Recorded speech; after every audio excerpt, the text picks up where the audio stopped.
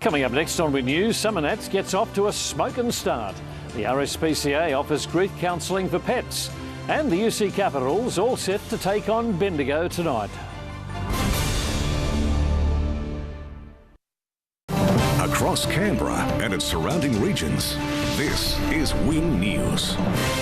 Tonight, hundreds of hotted-up cars cruise around town as Summernats fires up. A Calvary Public Hospital patient's death referred to the coroner, and the new virtual reality experience that puts Antarctica within arm's reach. Good evening, I'm Geoff Phillips. Also coming up tonight, why the nation's top scientists believe the secret to losing weight is improving your gut health. The heart of the nation is tonight beating loudly with the sounds of monster machines as Canberra's Summernats Festival shifts into gear. The event is likely to lure tens of thousands of self-confessed car lovers from across the nation and around the world over 4 days. The ACT's main gateway, the backdrop for a parade of power and passion. Michael Hammond, Win News. Well, as you just saw, it's been a big day of high-octane action with all eyes now on Exhibition Park. That's where we find Win News reporter turned motorsport aficionado Michael Hammond tonight. Michael, what's happening as we speak? Well, Geoff, there's a big celebration happening here tonight. Thousands of people are starting to file into Exhibition Park and they're camping, they're partying, and they're, of course, perusing the wide variety of vehicles that you just saw. And it's a really exciting time for Canberra because this event is a major money spinner, bringing in about $20 million worth of economic activity to Canberra every year. So plenty ahead this weekend. Well, Michael, more importantly, what's in store tomorrow? Well, Geoff, it's all about the burnouts tomorrow. There's going to be plenty of tyre shredding action. We're even going to see a world record attempt for the burnouts with the highest number of cars burning rubber and spinning tyres in the one place. Yeah, so I'm going to settle in for the long haul, Geoff, and I'm going to get into Epic and soak it up. Michael Hammond in amongst it there. The coroner will investigate the death of a patient in Calvary Public Hospital's emergency department on New Year's Eve. A hospital spokesperson confirmed a male presented to the ED on December 31 and later died, but given the coronial inquest, would not comment further. The event has renewed concerns surrounding waiting times and appropriate staff numbers. Traffic cameras have been installed at the intersection of Jervis Bay Road and the Princess Highway. Drivers wait up to an hour to merge onto the notorious stretch today, with fears the same chaos will be repeated during each peak season until a major overhaul is conducted. It's a nervous dash to emerge from Jervis Bay Road onto the highway and comes well after joining the queue. An RMS spokesperson said it will continue to review and assess options to assist the traffic management during peak periods, and the measures used will depend on the volume of traffic. It's a permanent headache. It's a permanent headache. Jared Constable, Win News. For many people, the new year is synonymous with resolutions, a clean slate to set some big goals from get moving to quit smoking. The CSIRO believes tackling obesity through gut health should be our priority, and it's launched a new diet to help. From low carb to liquid, veggie to keto. There's no doubt those looking to lose weight are spoiled for choice when it comes to an eating overhaul. Emma Groves, Win News. People over the age of 16 in New South Wales can now get a variety of vaccinations at their local pharmacy. The new legislation allows trained pharmacists to administer the diphtheria, tetanus and whooping cough vaccine, as well as the jab for measles, mumps and rubella. It's hoped the move will reduce pressure on GPs and encourage more people to get vaccinated. Pharmacies have been administering flu jabs for 3 years, with many setting up private consultation rooms to capitalise on changes in legislation. Still ahead on Win News, the RSPCA offers grief counselling to pets who've lost their owners. And journey to the coldest place on Earth without leaving Canberra. The Antarctica experience lands at the National Museum of Australia. The federal government has committed an additional $10 million to ensure homes in remote areas have access to free-to-air television. 500,000 Australians access television through the viewer access satellite television service known as VAST. A review of the service found satellite was the most effective option for areas which have unreliable terrestrial signal. And during the next phase of the program, the government should look at ways to expand the service and provide high-definition channels. Being able to access free-to-air TV, they can keep up with current affairs and news, understand local weather, have entertainment for the family, and also ensure that in emergency times they can keep themselves and their property safe. The additional funding secures the service's future until at least 2021.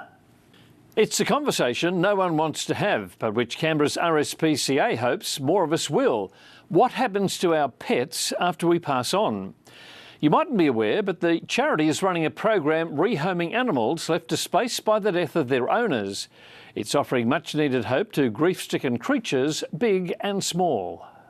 Meet Tiny Teddy, the fluffy Pomeranian who's won the hearts of the RSPCA team. We may be sweltering through the latest bout of hot weather, but Canberra's National Museum of Australia is offering the perfect place to cool off.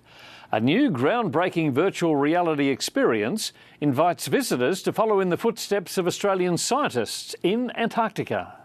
As the coldest, driest, windiest, highest place on Earth, Antarctica is off limits to most of us. Sport is next. Nick Kyrgios drops down the world rankings after his loss at the Brisbane International. And the UC Capitals hit the training court ahead of tomorrow night's showdown with Bendigo.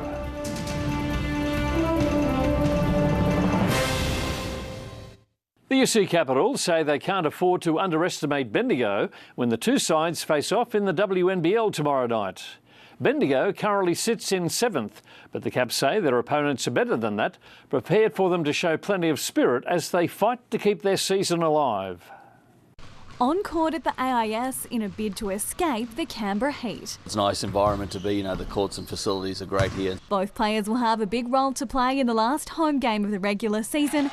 Tip-off is at 7 tomorrow night. Caitlin Chalmers, Win News. Nick Kyrgios says he couldn't care less about where he sits on the world rankings. The 23-year-old will fall out of the top 50 for the first time in 4 years after his shock loss to Jeremy Shardy at the Brisbane International. He says not being seeded at the Australian Open isn't a concern. So I feel like no matter who I play, I've got a fair shot if I play the right style of tennis and I'm feeling good. Canberra United's finals hopes will go on the line tonight when it takes on Perth in round 10 of the W League. United currently sits in 7th on the ladder, 4 points outside the top 4. It can ensure it remains in touch with the top sides with the win over the Glory. The two sides played out a 4-all draw last time they met. Kick-off is at 8:30 tonight. That is tonight's sport. Weather is next with Tanya. That hot weather is still hanging around. That's right, Geoff, and temperatures will spike again tomorrow, hitting the high 30s in some places. I'll have all the details next.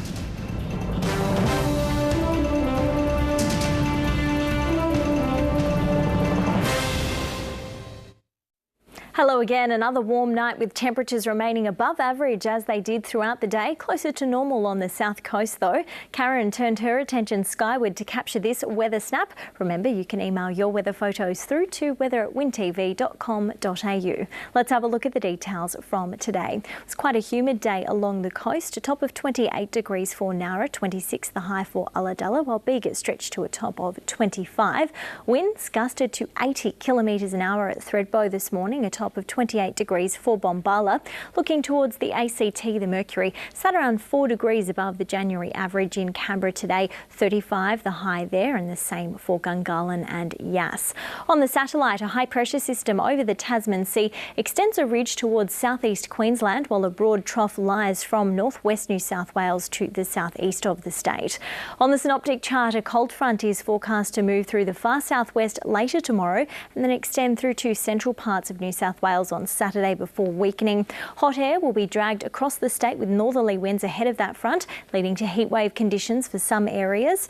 Taking a look at the forecast for the south coast now, mostly sunny, but there is the slight chance of drizzle and potential for an afternoon storm. Winds will be picking up. Ulladulla heading for a top of 27 degrees, 32 the forecast high for Batemans Bay and Maruya. The Snowy Mountains is looking hot and sunny to start. There is the chance of an afternoon storm in the east, winds gusty at times. Top top of 25 for Thredbo, 27 the top at Perisher. The ACT is looking hot and sunny as well. The fire danger rating will be very high, so please take care. 39 the top temp for Yass, 36 degrees at Goulburn tomorrow. For Canberra, hot and mostly sunny, heading for a high of 37 with sunrise at 5:53 a.m. And taking a look at Canberra's temperatures for the week ahead, the mercury will be dropping back closer to normal from Sunday. There is also the chance of showers in the days ahead with a possible storm on Saturday. Looking at those temperatures, much more bearable, 29 degrees for Tuesday and Wednesday, back to 27 on Thursday. So, Geoff, relief is in sight.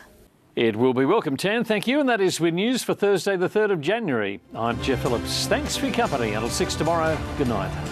This has been a Win News presentation. Win News, Regional Australia's #1 news source.